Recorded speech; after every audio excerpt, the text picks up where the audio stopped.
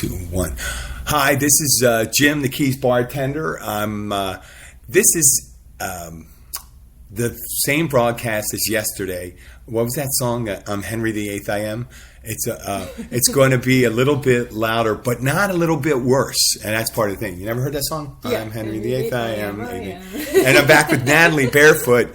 And unfortunately, I am unversed in audio, and I just learned that the best way to get sound out of microphones is coming from the master audio out, not just from some audio out that I've been using for weeks.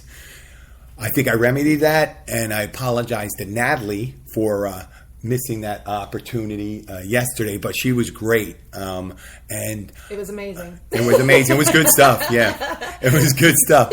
And we're going to in 2 days I'm going on a cruise on so much fun. Yeah, and Carnival with my family and two groups of other families with their kids that all our kids are friends, and I'll be doing 3 podcasts from that. And I just wanted to, Natalie's a friend of mine, and she was so kind to come on the show. And I said, you know what?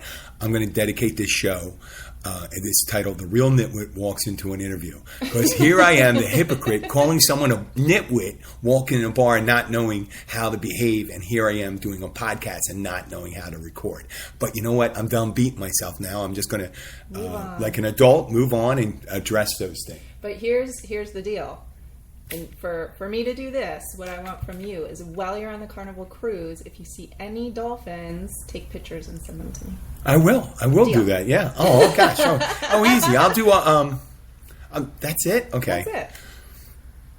Well, that's an easy one. I would have done that anyway. Cool. Okay. Yeah. I would have done that anyway. Say that. Okay. Yeah. Well, and if you listened to it yesterday and you listened to half the show, I guess because half the time you wouldn't hear Natalie Barefoot is a lawyer, and she's the executive director of CET Law. Mm-hmm. And it's an advocacy group for, I can't say it today, we're not drinking. We're drinking coffee. Cetaceans. For Cetaceans. Perfect. Yes. Salutations on those cetaceans. The first time I said it, in fact, there's a blog on my website about pronouncing some of these words, and the first time I said it, because I'd only read it and I hadn't heard it spoken to me, I said cetacean, and I was up in front of a group of people who were kind of whales. It was my first, Well, you should just throw on a French accent, and they would have said cetacean. That's how we pronounce it in France.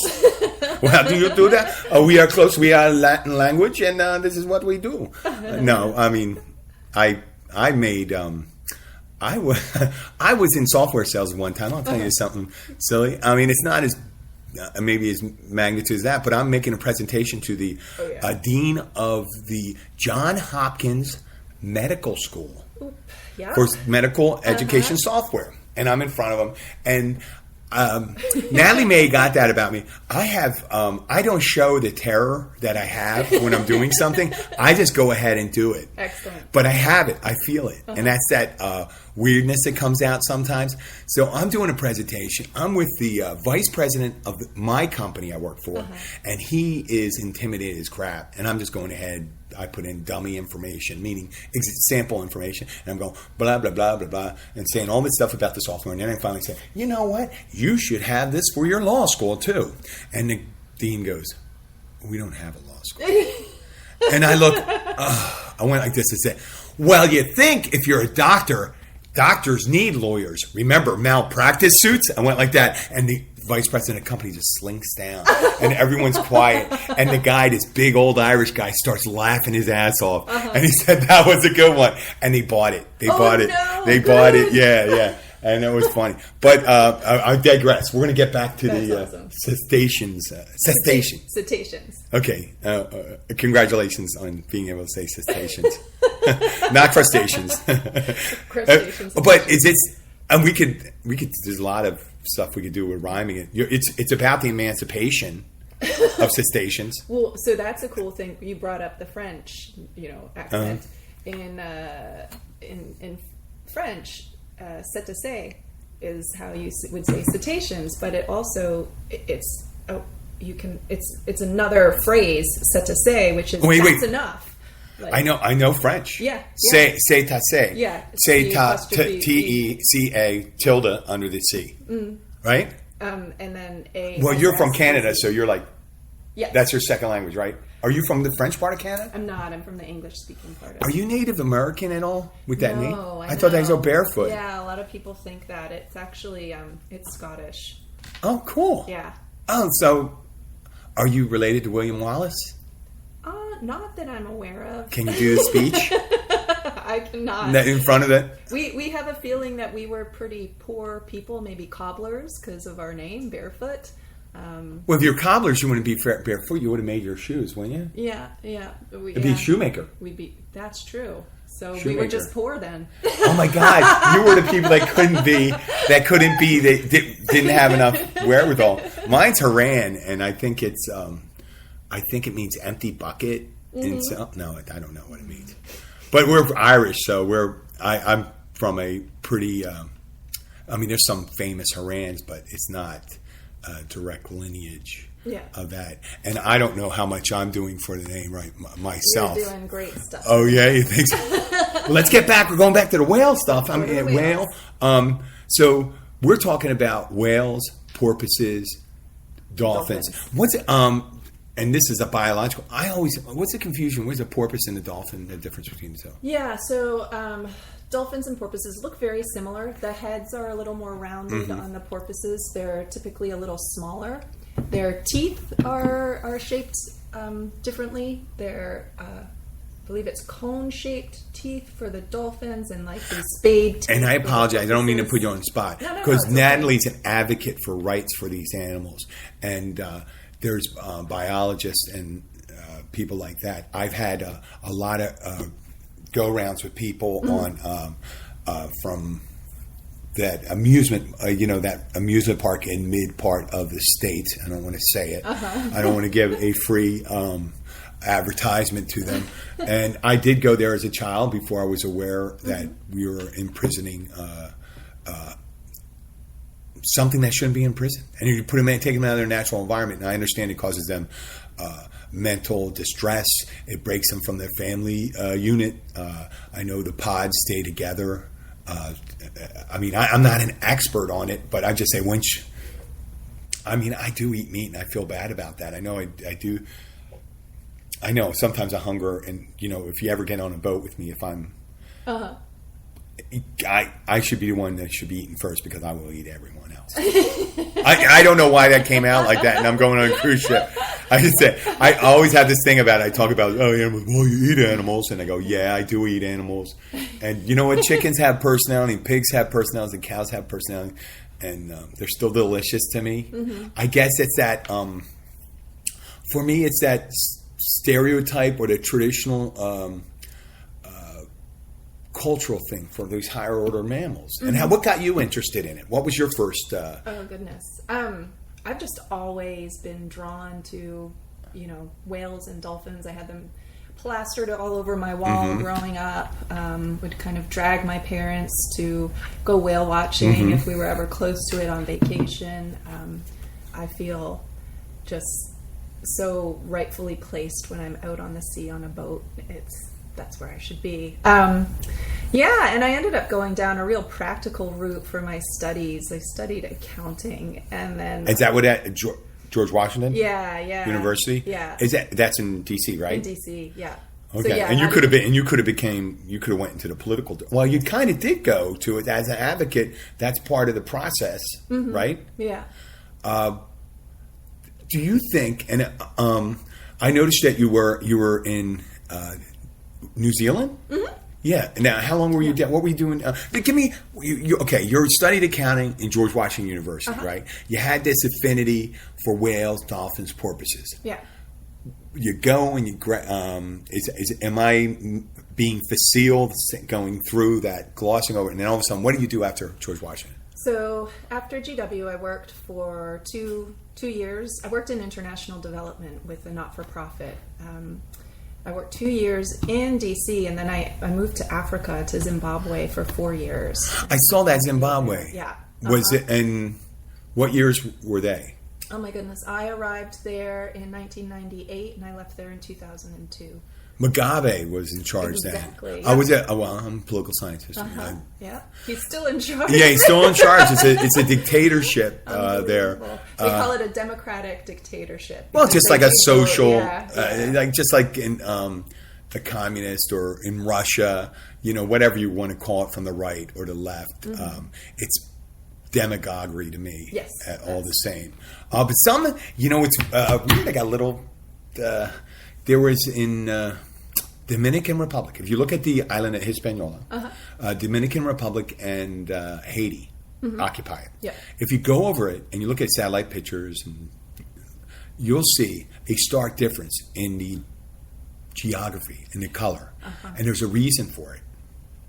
The dictator in the Dominican Republic was a huge conservationist. Just like everyone has their thing that they're big on, and this is what he did. And he was horrible to the people that were looking for freedom and stuff like that. But you know what? His legacy is a healthy country. Inadvertently. Because I don't know if you can... if he had intended to be that way, to do that, if it took a dictator to say, listen, we need to do this, and you're going to destroy everything, and I have to do this. And you do it, and you leave it for... people to educate themselves and say, this was actually a good thing. But I don't think he did that for that reason. It was just a byproduct of one of the things he was interested in. And God, couldn't more people be like that? If you're going to, hey, listen, if I'm getting tortured, I'm a freedom activist. I know what, what? If things were to get really bad here, I don't imagine I would be... high up on the list of supporters of this current regime, and I think I probably would be. I don't think they'll get that bad. We have I can't believe it, but I mean, who knows? Why did I go that direction? So we were in Zimbabwe. We were in Zimbabwe, and Mugabe was in charge. And what was going on there? Was that food, education, literacy, or swamp fever? Or? Yeah. So I was there on a project where we were implementing a USAID project, so the U.S. government agency for international development. And we were working with different organizations there who were advocating for change in laws towards Parliament, because Parliament was looked at as one of the only democratic institutions there, with the executive branch being run by Mugabe and the judges basically being under his thumb. There was a opposition voice in Parliament, although not majority. There was a minority voice that was strong and getting stronger. So that living in that country and living under a regime that used the law to oppress, which to me was just like you couldn't wrap your head around it. The Freedom of Journalism Act was actually oppressing journalists. That inspired me to come back, and the work we were doing there to do law. And that's when I came back to Miami, and I wanted to focus on the environment because that's always been my love. And I came to Miami because it used to be an ocean and coastal law program. It's turned into a maritime law program recently. So they have a lot of course offerings that were appealing to me, with the law of the oceans and coastal law. There were some big things that went this past year about, and we talked about wetlands and ocean. It's all connected because here we have a lot of pollution is caused because of the canals, the restriction of the flow of waters, in the Everglades to the Florida Bay. This is minutia that a lot of the people here that are listening in other countries don't understand. But there's been a lot of alterations to the free flow of water in the Florida Bay, and a lot of the canals that were dug in the Keys actually contribute to the pollution, and obviously all the boaters and stuff like that. And then we have the coral reef issue with the coral reef. Yeah, absolutely. And so my work now with whales and dolphins, all of those things are interconnected. When you talk about the pollution, I've been told, I haven't independently researched it, by someone who volunteers with one of the dolphin organizations down here, that the dolphins that are on the bay side here in the Florida Keys die on average 10 years earlier than the ones that are held on the ocean side in facilities that are based there. Now that's, probably pollution based, and those are indicators of what's going on in our ocean. And if they're being affected that much, think about how we're affecting humans and the fish that we consume from the Gulf and in the Florida Bay. The Miccosukee tribe actually filed a lawsuit against the state of Florida, challenging the surface water emissions, because they were just lowered this past year. And one of the reasons for that is because it would affect the fish they ate. More pollutions in it meant that they're polluting one of their food sources. But in my eyes as well, it's also the dolphins' food source. So you see this bioaccumulation in the dolphins, and they get sick. It's an indicator of what's going to be happening to us.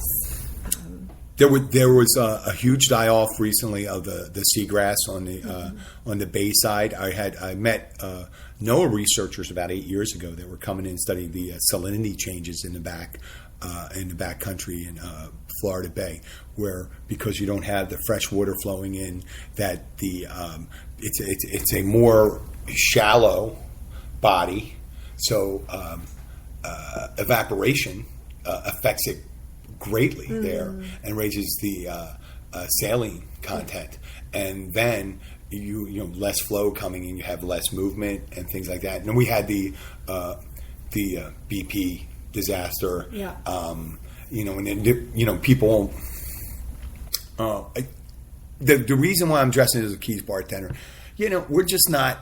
We talk about Nitwit walks in a bar and things like that, but usually the people I know in our industry are concerned about the things that go around them. And it's a big enough issue that almost any show should be able to address something like that. Yeah. Because it's a fact. If your oceans aren't healthy and the highest order of the mammals there, it's indication of something being wrong. Absolutely. Yeah, and if we're not, and I mentioned yesterday that we have children's advocates and things like that. As well we should. Mm-hmm. These are voices for people that don't have representation and voices. And what the things we meant, what do you specifically, what are you trying to do right now for that to protect them? And what can people do and I'm not trying to do that as a wrap-up question. I want to get in there so we can drill down a little deeper onto it. So let's first, right now, what are you working on with that? Okay, so I'm working on, there's 2 projects that I'm working on right now. The majority of my time is being spent, or CET Law's time is being spent on, and one is the climate change that we talked about. So humans, Jim, when he dies, he will have emitted more carbon into the atmosphere than he will have absorbed. And whales, not all whales, they're still doing studies on them, but sperm whales, humpback whales, and it depends where they are too, located in the world.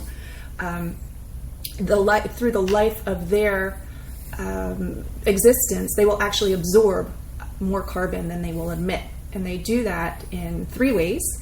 The first is they defecate, they poop. Everyone, I read a book years ago, and it said everybody poops, and some people poop a lot more than others. Okay, and what happens with the defecant? So they poop at the surface. Shit happens, right? You heard that, yeah. And they're moving around. Hi. Yep, there you go. There's an orca. We have an orca there. We are interviewing an orca too. So yes, if you heard a meow, and if you hear that is Natalie's cat, Orca, a beautiful white and gray cat. Yes. So we were talking about that defecant when it falls. Yeah, when it hits the surface, it actually has nutrients in areas of the ocean that are nutrient poor. So it helps to feed the phytoplankton and zooplankton, which uses photosynthesis, which absorbs carbon.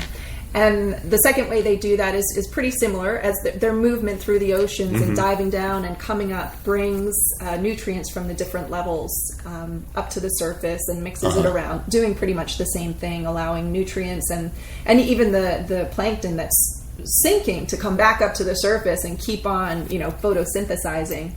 And then the third way is when they die, their bodies fall to the bottom of the ocean, and that's called a carbon sink. So they take all the carbon that they have in their bodies with them. So that is different than a forest, by example, because when the trees are alive, they're absorbing, lots of carbon, and they're doing a great service for the ecosystems. Yet when they die, they start emitting the carbon again. So that's or even worse sometimes when there's a forest fire. So yeah, absolutely. So here we got carbon on the ground. Eventually, once it gets covered up and stuff like that, after millennia, can turn into diamonds. Yeah. Yeah. Coal's. No matter what they say, coal is an old thing. And you know what? When we wrap this up, I got two things that are new, and we need to talk about yesterday. Okay. And what's what has to do with the ocean. And if you noticed, when I was advertising the show, I had a picture of a guy, an old German guy in lederhosen. Yes. It has to do with a story we didn't get to yesterday. Excellent. Yes, but it has to do with the ocean too, and I think it was all. Yeah. So the back to the whales. The number one was the defecant, and then when they die, their bodies and then going in and mixing and doing that, and then when they die, they're bringing everything. Their carcasses are gone, unless of course, because of horrible things, they beach themselves sometimes with mass beachings. There's been some accusations that it has to do with sonar testing by the United States Navy, and it could be pollution, it could be anything that occurs. Yeah. With but the health of the sea. There are many reasons for it. So it's not necessarily one time. So it's not always necessarily noise, but there are instances that have been connected to sonar activity that have caused breaching. So. It's hard to kind of generalize on what causes a breaching because there's different, and sometimes we don't even know. Lots of times there's a lot of things you know, but it still makes it worthy of study, right? Yeah. Oh, absolutely, absolutely. You had, and the one thing about missing out, you had good news, some good news. Oh yeah. Okay, yeah. You're not pregnant, right? No. Oh, it's not. Okay. That would be a miracle. Yeah. Okay. Okay. See, going on Maury and say, Natalie Barefoot, 100%. You are not the mother of that baby. Like that? Yeah. How's that possible? Wait, new podcast. Yeah, new podcast. You are not. There's nobody pregnant. Throw it against Yeah. We're getting a fight. Well, we need video for that. Yeah. We can recreate it. You can do it. I think I was going to bring a mime on. Oh gosh, that's hilarious. You like that? Yeah. Yeah. I'm in a box right now. Can you see it? Okay. Oh, the good news. We get back to the good news about the whales. So just to circle around with the climate change thing, the work that CET Law is doing, we're working with Blue Climate Solutions because of this ecosystem services that they provide, we want to encourage places to increase protections through law, CET Law, so hopefully helping different areas of the world, because once they increase protections for whales, that will allow a healthy, robust population of whales to be there and to help mitigate climate change. So using it as a climate change mitigator.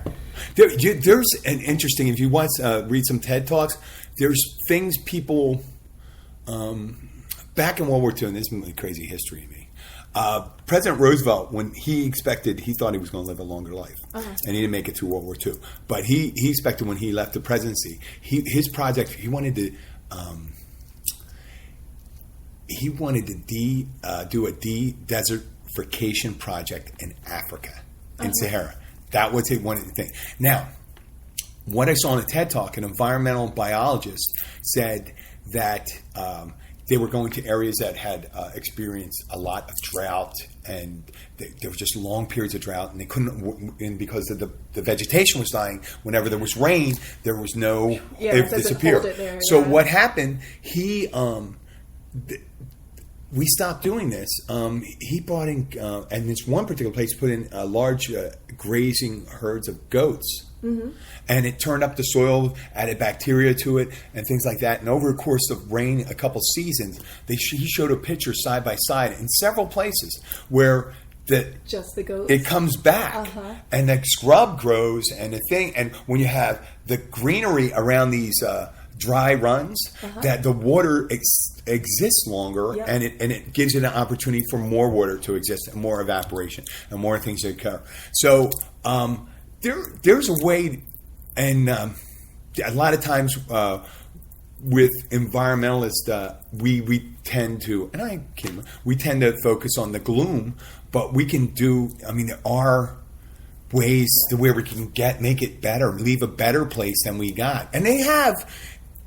Some of these things, and they're trying to undo it right now with water purification, the Clean Water Act, fracking, and things like that.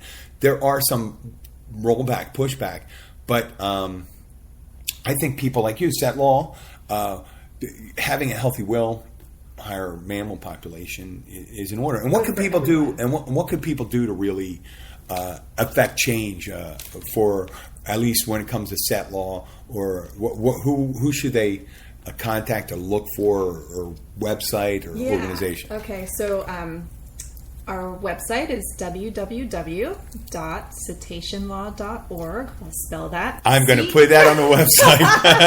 CETACEANLAW.org. So there's information about the projects we do. You can sign up to get on our email serve. We're on Facebook, Twitter, and all of that. Instagram. Tumblr? No. Twitter? You're on Twitter? I'm on Twitter. You see my Twitter stuff? No, but I will check it out. Check it out. I got some funny stuff. I got some comedians following me. We are still slow on the social media, not our strength. Have you ever heard Jim Gaffigan spit on a whale? On whales? I have. Yeah. Yes, I have. Yeah. But we had been talking about the story of hope with the whales. Mm-hmm. So whales are an incredible story of human horribleness, but human, conservation as well. So we were commercially whaling whales for, their blubber to make oils for hundreds of years, hundreds of years. Yeah. There's amazing, incredible history. Anyway, but we whaled whales to the brink of extinction. Some species just almost erased from this earth. And the world got together, and they eventually formed what is now the International Whaling Commission. And through that, we're trying to manage the harvest of whales sustainably, so that they could continue to be harvested down the line. So it was a commercial and economic incentive for the world to get together to protect these whales, but they did. And finally, we got to the moratorium on whaling, so we stopped commercial whaling, except for a few exceptions around the world. And right now, whales have made incredible comebacks. Mm-hmm. Different species much better than others. This past year, I was out on the Pacific coast of North America, in California and up in Canada. Now, there are whale watching companies there that used to never have humpback whales on their menu of species you would see going whale watching. Mm-hmm. And now they are. They said 10, 15 years ago, you wouldn't see a humpback whale. If you saw maybe one or two a season, incredible. Now they're seeing them every day. I think that's pretty. I think that had to do with Star Trek. I think in Star Trek 3. It was a Star Trek 3? Four. Star Trek 4. Captain Kirk and the crew of the Enterprise brought back a humpback whale. Well, totally. the Earth would have been destroyed. It would have No. been. I mean, it's from a conservation effort. I understand that. Yeah. I mean, there's a movie out. I think that was really. It's based on Joseph Conrad's the true story of Moby Dick. We were talking about we were talking In the Heart of the Sea. Yeah. A beautiful movie, a really beautiful. I mean, it was brutal. It shows the brutality of whaling, but then, I think in a much like Shakespeare when he wrote Henry V, it was kind of people were thinking that was anti-war. Because some of the speeches he gave, some of the speeches that came in and were saying, I think when Joseph Conrad got that, he may have understood that, there's something more going on to this than just the harvesting of these animals. They are not dumb creatures. They're not there for us to do. And I think some people were more enlightened. It was hard to do it when you're in a time when, imagine 1600s, you walk into a sugar plantation in Haiti and talk up to a French plantation owner and say, those Africans you have working are people. Yeah. Not slaves. They have a real culture and they understand. And they look at you like you were an idiot. Yeah. No, this is their draft animals. Yeah.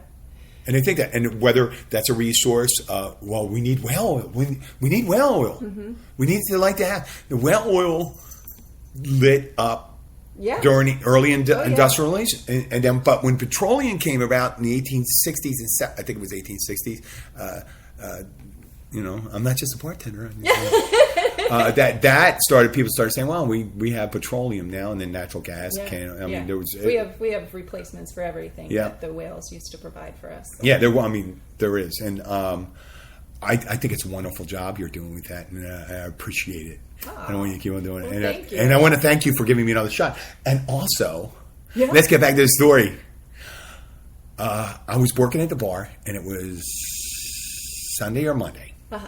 These people come in with a bottle, and inside the bottle was a rolled up note. Oh, no way! Yes, they were fishing. Cool. Yes. I if it was from 50 years ago, I would have been really impressed. Uh-huh. Well, they had me open the bottle with my corkscrew because it was sealed. They had wax on top and all that stuff. Okay. I guess the person thought it was going to make it across the Atlantic Ocean or something like that. Oh, no. And then what happened? After trying, they got the note out, and it was in German. Oh, wow. Hence the one there. And then we're looking at it, we think, maybe a little 10-year-old German boy wrote this thing. Right. And after reading, someone says, I understand German.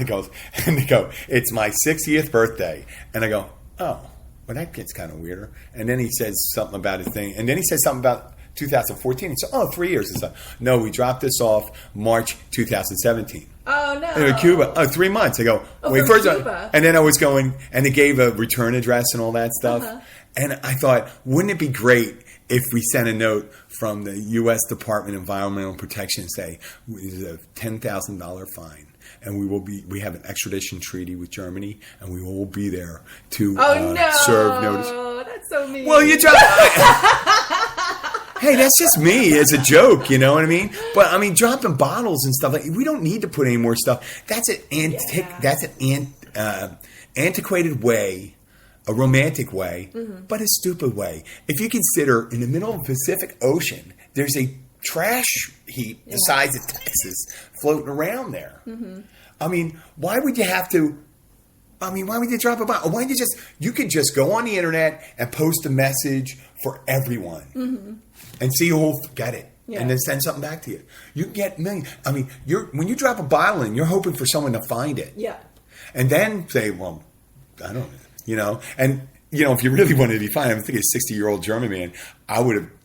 If the picture of a young, pretty girl like you or someone else would probably make it elicit a better response. Oh, no. If they do find it. No, but I was just like, okay, I want to go and send a message back to this thing. It could have been his childhood dream. The 60-year-old man always wanted to do this, and he decided to do it then. Well, that really makes me feel like a heel now. Because I said, pressure. I always wanted to be punched. I always wanted to be punched by a German milkmaid, and that would be my dream. And it makes it beautiful. He's doing his bucket list. Hey, I still have this the thing here with the. I want to see if you still get this. We did this yesterday. It's the same. Oh God! You know what? Do you remember them? Do you remember them? Smarter on it. Do you remember? Okay. I don't know if I'll remember all, but I'll definitely have a higher percentage. And we're going to replay this. This is actually a better show than yesterday. So, the other day, I was.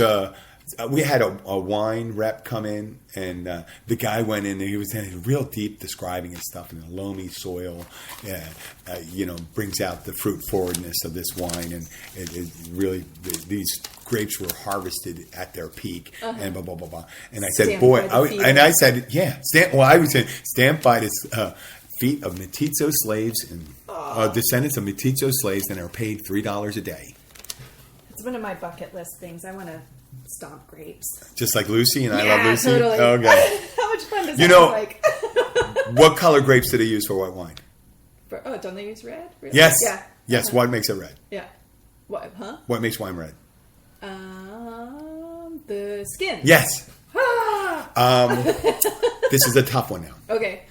What was the exact? Give me the date of Christmas, 1901. Give me the date in numerical order. What do you mean, 25th? 12/25, 1901. Okay. I'm just trying to keep you on your shark game there. Oh gosh. Now, that would have been my. That's my sobriety test. Yours took a coffee. Yeah, it's we're better on the drinking show when coffee. we're drinking. Yeah, if we're drinking, you're on the ball now. That's funny. Okay, we're gonna go. I'm gonna go over these lists of names. It's wine and beer game because I was shocked by some of the. You go in a store and my wife Abby, my lovely wife Abby, likes a Cabernet called Freak Show. Oh yeah. Yeah, but they don't have that Freak Show. There was a movie called Freaks in the 30s. Did you ever hear of it? No. It was filmed in the 30s. It's black and white, but I swear to God, if you look at it, it has all the feel and quality of a 1960s high-quality production. Oh, really? Yeah. It's just like how they recovered the film or anything. It was cool. the master of it. It's just, I mean, if you didn't know it was from the 30s, you'd have a hard time placing it because of some of the things, because they didn't really, it could have been one of those ones that were made to look like they were in the 30s. Yeah. So, and you're looking at it and go, wow. And every so often you see a movie like it. But they didn't have freaks on. But these names of this stuff, they have no compunction of picking a name or putting anything weird on it. I'm going to start off with one. These are real or fake ones, okay? Wines or beers. Wines or beers. And I'm going to mix them up here. I know. I have the advantage because we did this yesterday. Okay. And I hope try to empty your mind. I'm emptying. Empty your mind. Think of, what do you think of? What would really empty your mind and get you saying? God, I don't even know. My mind is so empty. It's so empty. empty. Okay. I'm going to go. We'll start with them. Optimus Prime, Dirty Uncle. Optimus Prime. Is what? Real. Okay. I'm going to say the real ones. Okay. Are you going to say the real ones? Yeah. Black Plague, Polygamy Porter. Polygamy Porter. Correct. Obstinate Nun, My Wife is Bitter. Ooh, My Wife is Bitter. That's a real one. Oh, yeah? Yeah. That I was less... Recalcitrant Priest, Fat Bastard. Fat bastard. I drank that. Nasty Crotch, Broke Ass. Oh, goodness. Now remember, some of these are really disgusting. Yeah, you know that one of yeah. them is, and you're going to say we're going to get the one that you're going to say they're both equally as bad. Yeah, I'm going to go with Broke Ass, but I don't feel totally. It's Broke Ass. Is it? Nice. Okay, a Broken Condom or Panty Peeler. I totally remember this, and it's Panty Peeler because they were both so gross, and I actually thought you could have a lot more fun with Broken Condom. Advertising. Oh, there's one called Oops. There's a wine called Oops, and that would really compliment the Broken Condom. After that, you can serve it up 2 weeks later. Yeah, I mean, it should come up. It should come with the condom with that. on That medicine. Oh, the Plan B. Yeah. Broken Condom comes with Plan B on the side. Whoa, we're definitely. I was going to go and try to get some promotion from the Catholic Church. I think I'm done. That right there. Yeah. Okay, Smelly Hobo or Butt Face. Oh, I think it's Butt Face because I picked. It is Butt Face. Yeah. Santa's Butt or It's a Wonderful Wine. Santa's Butt because it should be. It's a wonderful wine. My memory is Shiva. You have an excellent one. I can't remember. Shiva Shiraz or Hebrew. Brew. Hebrew's a woman? Yeah. Dong Gonger or Foreskins? Oh, Foreskins, because I thought it should be Dong Gonger. Darn it. Okay, Well Hung or Big Package? Ooh, Well Hung. Oh, I got it? Yeah. Eau de Pissoir. Oh, yeah. Water of toilet water. Toilet water of toilet water. Le Vin de Merde, which is French for wine of shit. Poop wine. We're going to go with Le Vin de Merde. Okay. I got that one wrong. Oh my gosh, you haven't got it. You're 100%. But you know what? This is your crib sheet. This is like the. Okay. But I also did it afterwards. We did it on air, and then I did it with the ladies beside me because I thought it was so funny. Oh, you did? Yeah. You got the sheet? Midnight. Yeah, you gave me the sheet. How did I get it back? Because I didn't steal it from you. I gave it back to you. Oh, I'm going to give this to you then. Aw, thank I you. got it. Well, I got it on my thing. I'll give you the whole thing. It's a fun game to play No, but I'll keep around the it. dinner table. Okay, well, the last one. Bung's hole, Australia, or anus. It's anus, right? Anus It the truth. should Anus be- the dream. it Anus. should be Anus. Bung's Bung's hole, hole. because I It think sounds that's like beautiful. it sounds like an Australian. Yeah. Yeah, it could be someplace you sit by and drink some Australian porter while you're playing didgeridoo and chasing off the dingoes while they're trying to eat your baby. Beautiful. Yeah, Bung's hole. Yeah. Well, you know what? I appreciate you giving me this chance to come in and do this. And It's been fun yet again. let's hit that email the website again. Okay. www.cetan. Excuse me. I'm gonna put it on my website. Totally screwed up there. So www.cetanlaw.org. We're not drinking right CETANLAW.org. So that's cetaceanlaw.org. And guess what? If you go to CETLAW.org, it will redirect you to my website too. Because That reminds me of a story. Since you brought it up, I'm going to tell it.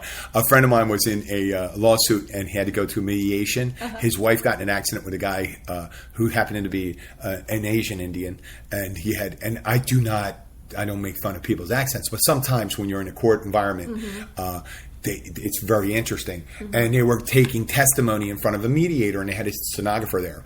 And they ask the guy his name, and he goes, it's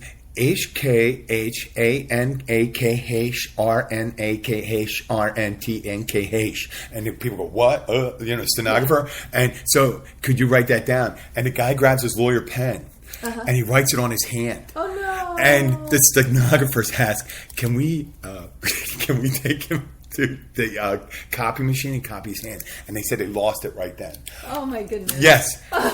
Yeah, and it's much like when you got a bunch of letters and all of a sudden like. That's why I have a company called Keys Baby Rentals. Mm-hmm. Real simple. You can rent a baby? No. That's great. If No. you're on vacation, you want to test out a baby. No, you don't rent babies. You know what? It's irresponsible. It's better to lease a baby because there's more responsibility. No, it's for vacationers to rent cribs and pack and plays and high turn. Smart. I'm smart. That I know is stuff. Smart. You know, like Fredo. And then I named my show Keys Bartender because I'm a bartender in the Keys. And that's what, yeah. And you know what? You can find it. I'm going to post on a Facebook page a connection so you can find Natalie's group, the CET Law group, and you can just hit on it, and we'll put it with this show. And I'm sure we're going to have Natalie back. She was really fun, and I think you're a natural for this, and I appreciate it. Next week, I am starting this. I am going to be broadcasting or cruise casting. Cruise casting. Yeah, cruise casting. We'll be talking to we'll have a representative of Carnival, Mike Pack, the cruise director, and we're going to, we're just going to go over those things for people that may not necessarily. I know it sounds shameless promotional, but a lot of people don't go on it and they don't get a chance to see it. But I'll tell you, I have a great time on a cruise and stuff like that. And sometimes my wife and my friends, they get angry when I start talking to people. Oh, yeah? I love it. I love meeting people. I love meeting new people. And not in rejection. I like to meet new people, say, hey, meet these people. Here's my friends, and stuff to bring them up. So I'd be curious to see if the bartenders on the cruise ships, if they have, different experiences from terrestrial bartenders, what kind of stuff. Oh, you mean like what we're doing? Yeah. Well, I imagine. No, I imagine that you'd still want to. I hope this is still recording. Is it? Yes, it's still recording. I would imagine that it'd be harder to throw people out of your establishment. Oh, that's so true. Because you're in the middle of the ocean. Yeah. How do you manage you could. people? There's a threat, and you go. Do you ever see It's a Wonderful Life? Yes. Remember when guy Nick's in Martini and he gets his load of Clarence and George Bailey and finally says, he goes and says, that's enough. Enough of you pixies here. Out the door or out the window. I always want to say, I never done that. Oh. Well, I can't say that. I've lost my cool a couple times. But you know what? It's always, it's all right to admit, admit when we're wrong. Yeah. And it happens. It happens. Losing my cool sometimes is a bad thing. And I don't know why I'm finishing up the show like that. We're going on a cruise. It's going to be from the 22nd to 30th. Hopefully I won't wind up on locked up abroad. Some of those countries look horrible to go in there in prison. I'm 53 years old right now. I think I'm in the older part of one of the prisoners, so I might be respected. Uh-huh. No? It depends what you do, right? No, what I mean, respected by the inmates. Yeah. But I would tell them. Doesn't a crime also, you're either going to be respected or not? Oh, I'll say I'm going to be extradited for mass murder. I'll say I'm a war criminal from the Balkans. What do you think? That they found floating at sea. Yeah, he found me. I go like, I was hidden. A computer taped to my I'm chest. a warlord. I'm a warlord in the Balkans. Awesome. Yeah. They don't know. They probably never met anybody from Serbia in some of those places. Or that could be where they're all hanging out in that prison, and they'll be screwed. And then you'll see, Yeah, and then I won't be respected. And they go, you're not General Milosevic or President Milosevic. No. That's okay. That's it. Thank you, Natalie. That's it. We went 46 minutes. I was just going to 20. Right? Hey, better than last week. All right, the last one. Isn't it 45 minutes that you normally do? It doesn't have to be perfect. I can do an hour. All right. Yeah. Cool. Okay, that's it. Thank you very much. Say bye. Thank you so much. Bye. It's a pleasure. See you later, Orca. Bye. Yeah.